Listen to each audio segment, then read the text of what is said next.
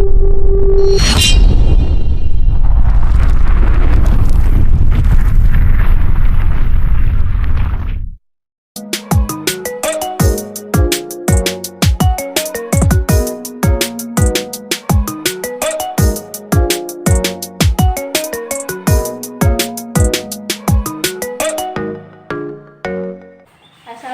warahmatullahi wabarakatuh. Saya Bayi Siska Prita SPDI, CGP Angkatan 8 Kabupaten Lombok Timur. Pada hari ini saya akan melakukan percakapan pra-observasi kelas dengan teman saya, Bayi Suselin Haryani, guru kelas 2 di SDN 2 Rarang Tengah. Baik, Assalamualaikum Bu. Waalaikumsalam.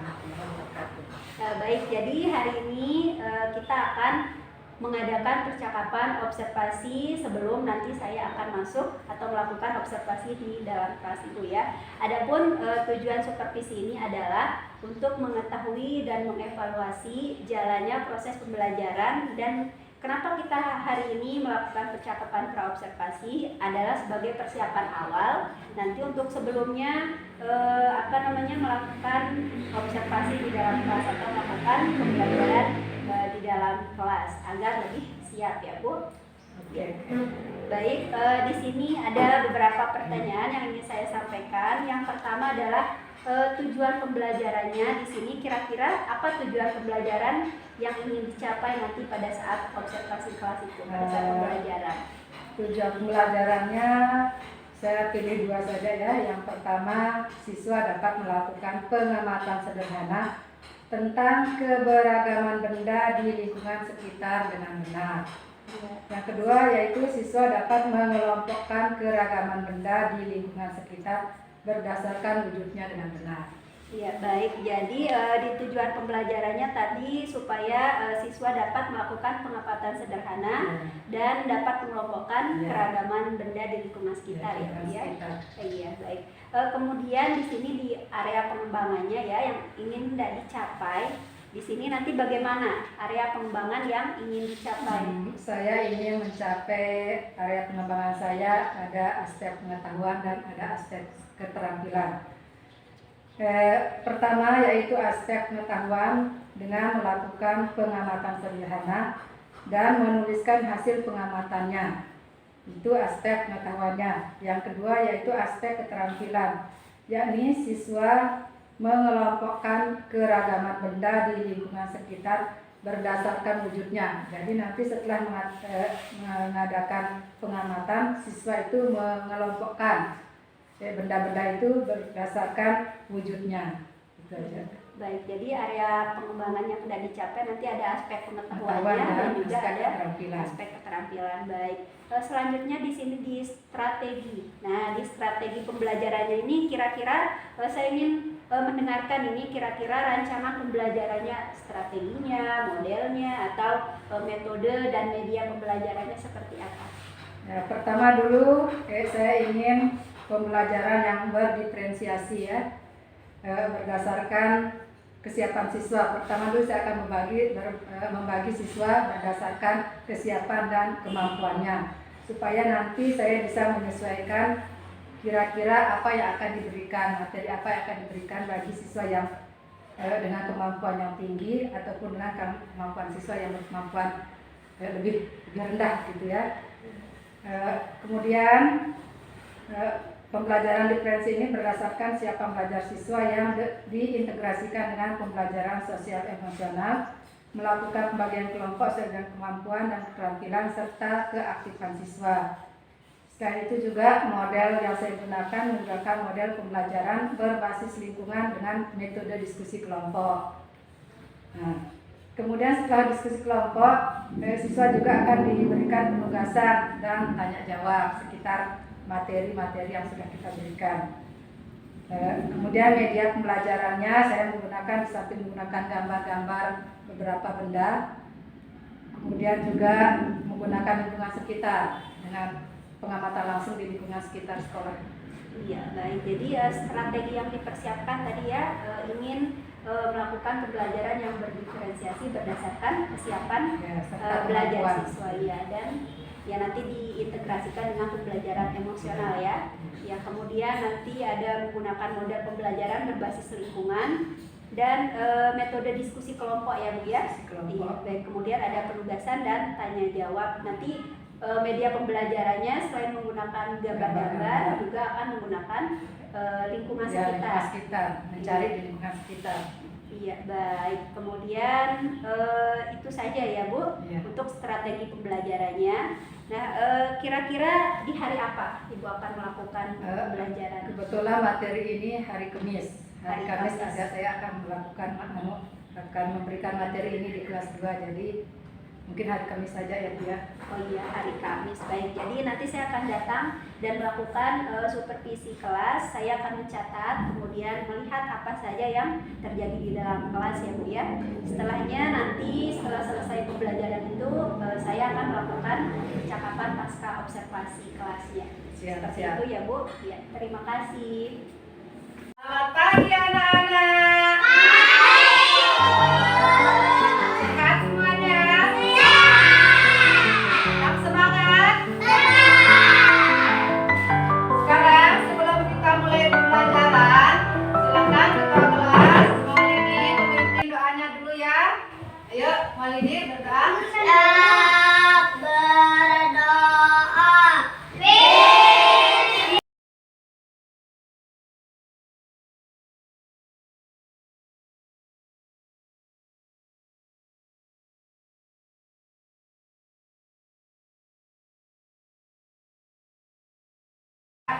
Sekarang siapa yang tidak masuk hari ini? Andi sama siapa?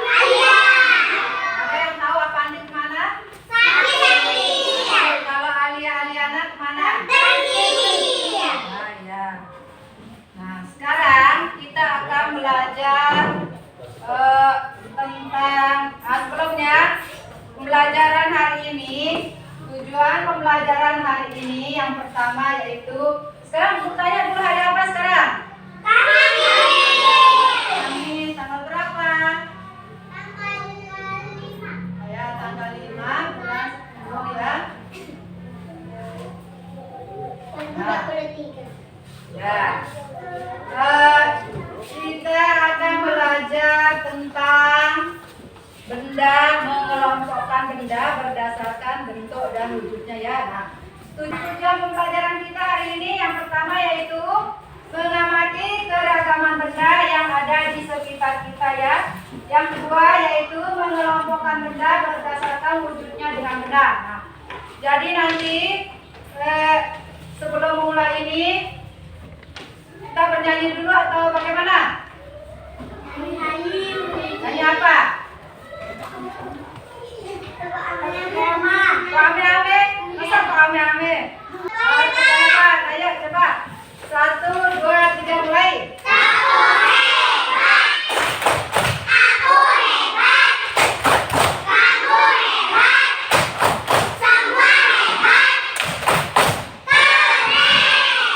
Bagus. Nah, jadi kita ini anak-anak yang hebat ya. Harus rajin belajar dan harus tetap semangat. Nah, pada pembelajaran ini nanti Bu Guru akan memberikan kesempatan untuk mengamati benda-benda yang ada di lingkungan sekolah di sekitar kita ini ya. Kemarin kita sudah menjelaskan kan bagaimana perbedaan atau sifat-sifat antara benda padat dan benda cair. Siapa yang masih ingat dulu sifat benda padat? Coba Dewi. Bentuk dan ukuran tidak berubah. Ya, itu untuk benda padat. Kalau sifat benda cair, siapa yang bisa? Coba. Ya, berubah-ubah sesuai dengan tempat atau Wadahnya. Jadi harus diingat ya. Sifat benda padat yaitu bentuknya tetap, tidak berubah-ubah. Sementara benda cair sifat dan wujudnya itu berubah sesuai dengan bentuk dan sesuai dengan tempat atau wadahnya. Nah, kalau sudah kita paham bagaimana membedakan benda padat dan benda cair, Bu Guru akan memberikan lembaran nanti ini untuk mengisi, mengamati yang mencari di lingkungan sekitar ini benda apa saja yang ada. Jadi dicatat dulu ya, dilihat kira-kira benda apa saja yang ada di sekitar ini ya. Nah, kemudian nanti setelah mengamati, Bu Guru akan menugaskan tiap kelompok ini nanti ya untuk membedakan lagi mana yang benda padat dan mana yang benda cair. Nanti ada tugasnya per kelompok. Nah, setelah itu nanti masing-masing kelompok menyimpulkan dan hasil pengamatannya. Masing-masing maju ya, atau membuat kesimpulan, boleh maju ke depan menyampaikan hasil kesimpulannya. Yang malu ke depan boleh menulis hasil kesimpulannya ya. Mana-mana nanti boleh dipilih ya, antara maju ke depan menyampaikan kesimpulannya atau yang ditulis kesimpulannya. Nah, sekarang masing-masing kelompok dikasih lembarannya dicatat benda-benda dulu yang ada di kita ya. Dicatat dulu jadi satu lembaran.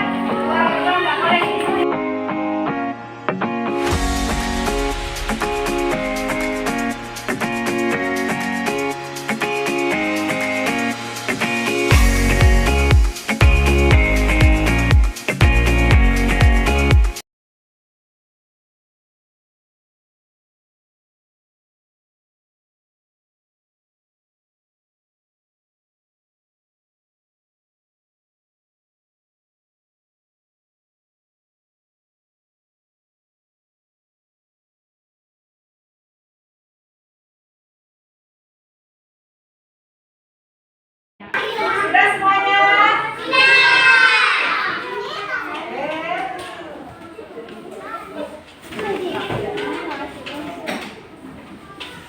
Nah, sekarang kelompok 1 bisa mengumpulkan berapa nama benda yang bisa dikumpulkan? Ya, ada 9 ya. Kelompok 2 ada berapa benda yang bisa dikumpulkan? Ada berapa? Ada 6 benda. Kemudian kelompok 3 ada berapa benda? Ada 7 benda. Kemudian kelompok 4 ada 10, luar biasa. Paling banyak ini kelompok 4 ya, mengumpulkan bendanya. Nah, sekarang dari masing-masing benda yang dituliskan bisa dibedakan mana dia benda cair dan benda padat? Bisa dibedakan? Jadi kita ini banyak benda padat dan benda cair. Contoh benda padat yang ditulis tadi.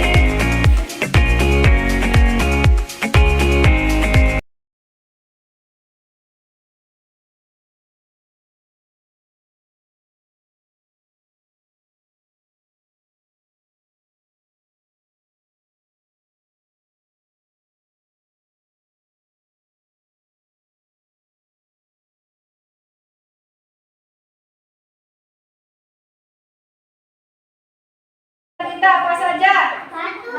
Ya, ada batu, kemudian ada bata, ada batu, ada bak sampah, ada apa lagi di sekitar kita?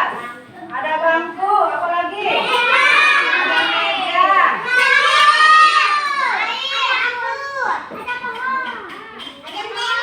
Ya, ada jendela. Nah, jadi itu contoh benda padat. Nah, sekarang contoh benda cair yang bisa kita temui tadi. Apa saja contoh benda cairnya?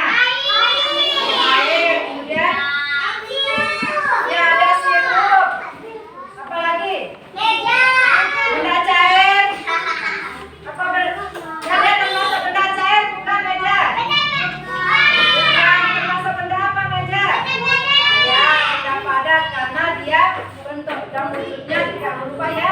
Jadi dia termasuk ke dalam benda padat. Ada minyak goreng juga, di mana minyak goreng tadi?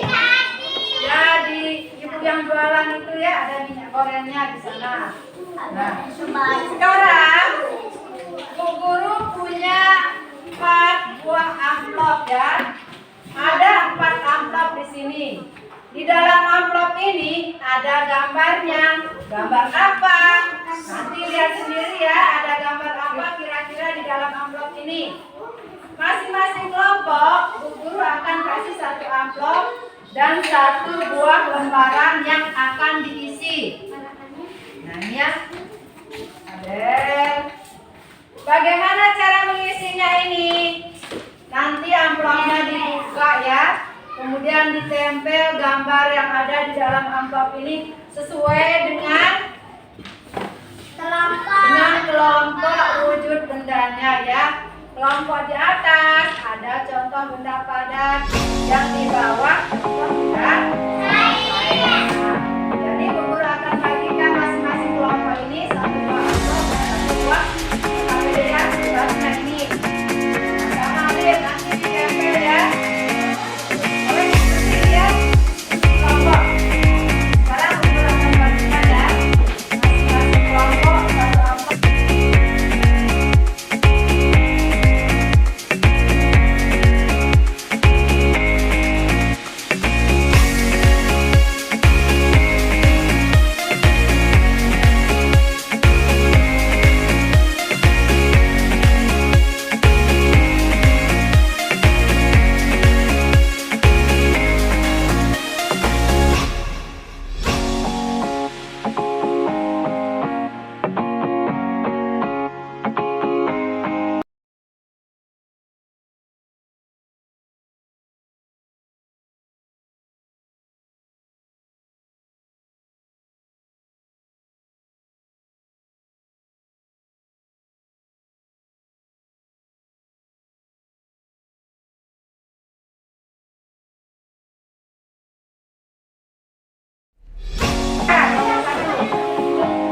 Siapa yang mau duluan?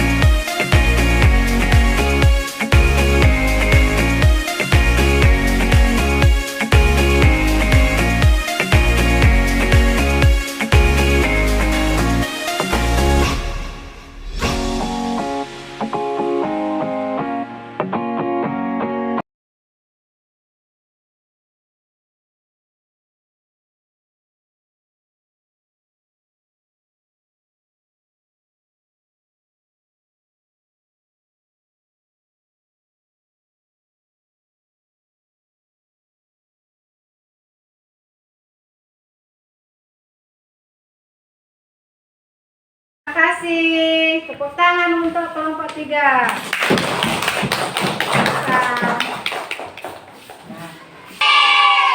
Sekarang kita tepuk hebat karena semuanya sudah hebat menyampaikan hasil pengamatannya tadi. Sekarang kita tepuk hebat untuk diri kita sendiri dulu. Ayo, tepuk hebat.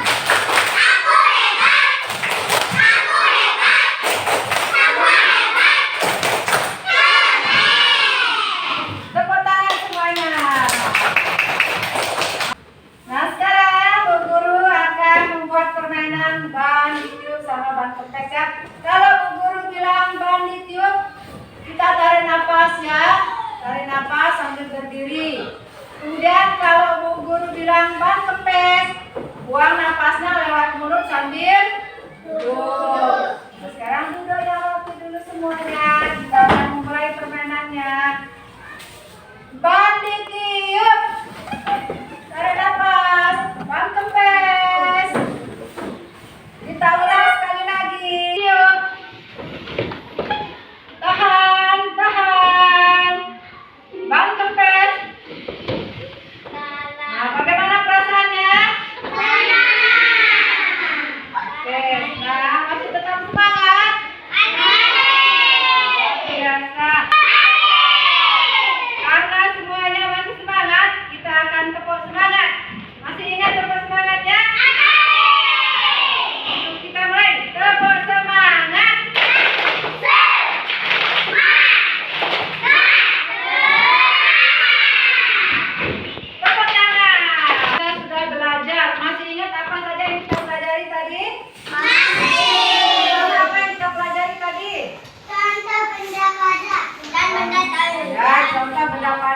benda cair. Kita juga sudah mengamati ya benda cair dan benda padat yang ada di lingkungan sekitar kita. Nah, jadi bisa dibedakan ya. Nah, pelajaran kita tentang wujud benda dan mengelompokkan benda hari ini kita cukupkan sampai di sini ya. Semuanya sudah paham kan? Bisa mengelompokkan.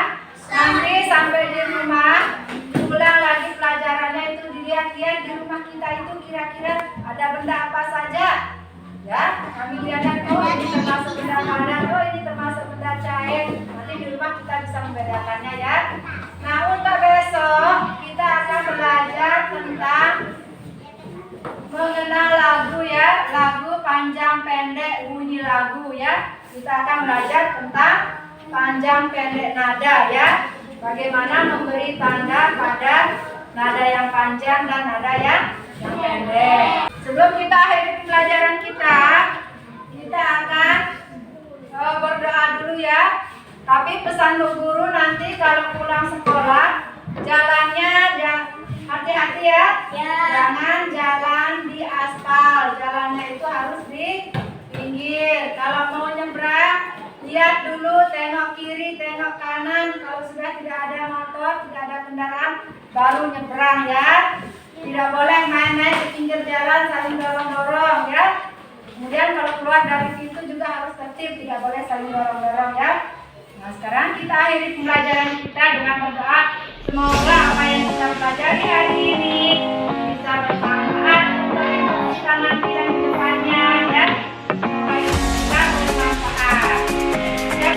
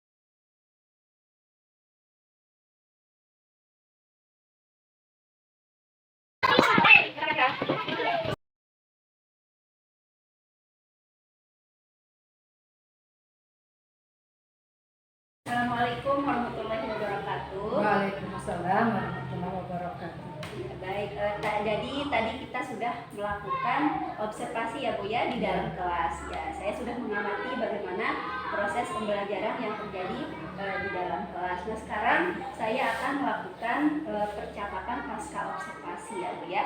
Di sini saya akan mengajukan beberapa pertanyaan seputar kegiatan Ibu tadi di dalam kelas ya Bu ya. Di sini ada pun catatan refleksi saya tadi, kegiatan pembelajaran yang dilaksanakan sudah berjalan dengan baik, alhamdulillah. Nah, kemudian seluruh rangkaian kegiatan yang direncanakan sudah sesuai dengan langkah-langkah pembelajaran di RPP. Nah, Ibu Guru juga sudah mampu menguasai kelas dengan baik ya, dan menjadikan peserta didik aktif dalam pembelajaran selama proses KBM berlangsung. Tapi di sini hanya ada sedikit ya Bu ya catatan saya, mungkin nanti bisa jadi pertimbangan atau perbaikan kedepannya ya Bu ya. Yang pertama di sini perlu adanya referensi buku. Karena saya lihat bukunya juga masih kurang ya Bu ya. Nah, jadi nanti mungkin ada referensi buku tambahan lain yang lebih bervariasi dalam pembelajaran maupun pada saat penugasan ya Bu ya. Kemudian yang kedua adalah tentang teknik stop sama KSE-nya mungkin nanti masih perlu dilatih lagi ya Bu. Selain itu semuanya sudah bagus sekali. Sekarang saya akan menyampaikan beberapa pertanyaan. Nanti mungkin Ibu bisa menjawab sesuai dengan apa yang sudah berlangsung di dalam kelas ya Bu ya. Nah, di sini yang pertama adalah apa yang Ibu rasakan setelah melaksanakan pembelajaran di dalam kelas tadi?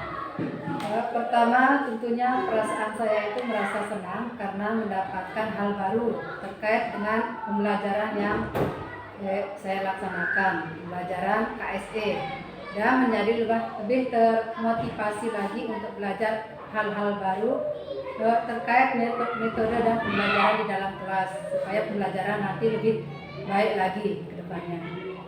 Jadi perasaannya senang ya Bu ya setelah pembelajaran. Nah kemudian pertanyaan selanjutnya, apakah tujuan pembelajaran yang direncanakan pada saat melakukan percakapan praobservasi kemarin itu apakah sudah tercapai atau belum? Alhamdulillah saya rasa tujuan pembelajaran sudah tercapai walaupun masih belum maksimal dalam pembelajaran itu karena siswa saya lihat tadi masih ada yang kurang aktif dalam kegiatan kerja kelompoknya, masih ada yang lain-lain gitu, yang lainnya aktif, yang lainnya masih saja asik sendiri gitu. Ya masih belum fokus Ya, belum fokus. Baik, kira-kira menurut Ibu area pengembangan yang direncanakan pada saat observasi itu apakah juga sudah tercapai? Dalam pengembangan kemampuan siswa pada aspek pengetahuan sudah dapat ya mengelompokkan benda berdasarkan wujudnya, juga terlihat dalam kemampuan siswa tadi ya membuat kesimpulan, yakni berbicara, menyimak, menulis, walaupun masih ada beberapa siswa yang belum mampu membuat kesimpulan ya, mungkin mereka bingung bagaimana menyimpulkannya gitu. Iya, baik. Kemudian selanjutnya strategi yang direncanakan pada saat praobservasi itu apakah sudah dilaksanakan? Saya rasa sudah dilaksanakan dan berhasil diterapkan di kelas sesuai dengan tujuan pembelajaran yang diharapkan, walaupun tadi belum semaksimal gitu, belum maksimal. Iya, baik. Kemudian tadi kira-kira selama proses pembelajaran itu yang menjadi hambatan atau kendala pada saat pelaksanaan proses pembelajaran apa? Saya rasa saya belum maksimal dalam mengkondisikan siswa ya, karena tadi ada beberapa siswa yang masih asik sendiri gitu. Karena pada saat kejadian mengerjakan LKPD dan diskusi kelompok, ada kelompok yang terlebih dahulu selesai tadi. Kemudian kelompok yang sudah selesai terlebih dahulu tadi itu sepertinya berbicara, berbisik-bisik dan berbicara, sedangkan yang belum masih memerlukan waktu untuk penyelesaian. Jadi itu yang membuat tidak maksimal mengkondisikan siswa tadi. Jadi itu hambatannya ya, hambatan atau kendalanya. Nah kemudian menurut Ibu yang masih kurang dalam pembelajaran tadi itu apa? Yang masih kurang sepertinya saya perlu belajar banyak, bukan sepertinya ya, sepertinya harus perlu belajar banyak lagi tentang pembelajaran KSE dan teknik stop. Kemudian saya juga membutuhkan referensi tambahan untuk memperkaya wawasan saya tentang pembelajaran yang bervariasi dan pembelajaran yang berdiferensiasi. Iya, baik. Jadi itu kekurangannya mungkin nanti bisa lebih diperbaiki ya Bu ya. Iya. Kemudian ya selanjutnya ini menurut Ibu tadi pembelajarannya itu sudah puas atau berhasil dalam pembelajarannya? Yang tadi menurut Ibu bagaimana? Apakah sudah puas atau bagaimana? Dibilang puas mungkin ya, mungkin juga tidak ya. Yang saya rasakan adalah pembelajaran yang mengalir, siswa antusias, senang dan bersemangat untuk menjawab pertanyaan-pertanyaan yang diberikan dan bekerja kelompok dengan baik. Jadi saya puas melihat antusias siswa tadi ya. Siswa itu semuanya terlihat bersemangat. Seperti itu. Iya, baik. Kemudian hal positif apa yang Ibu lakukan selama proses pembelajaran tadi? Dalam proses pembelajaran, apabila kita menggunakan strategi yang baik dan tepat, murid akan semangat dalam belajar. Kemudian dengan adanya strategi pembelajaran yang tepat, siswa lebih termotivasi dalam mengikuti pembelajaran yang kita berikan, tetap termotivasi dan juga terlihat bersemangat mengikuti pembelajaran. Jadi itu hal positifnya mungkin bisa dipertahankan ya Bu ya, hal positifnya. Ya baik, terima kasih Bu, mungkin ini saja percakapan pasca observasinya. Tadi sudah bagus sekali ya proses pembelajarannya. Terima kasih. Ya, mungkin nanti lain kali kita bisa sharing-sharing atau mungkin bertukar ide dan pikiran ya dalam memajukan pendidikan kita. Ya, baik, terima kasih. Sama-sama. Sekian, wassalamualaikum warahmatullahi wabarakatuh. Waalaikumsalam.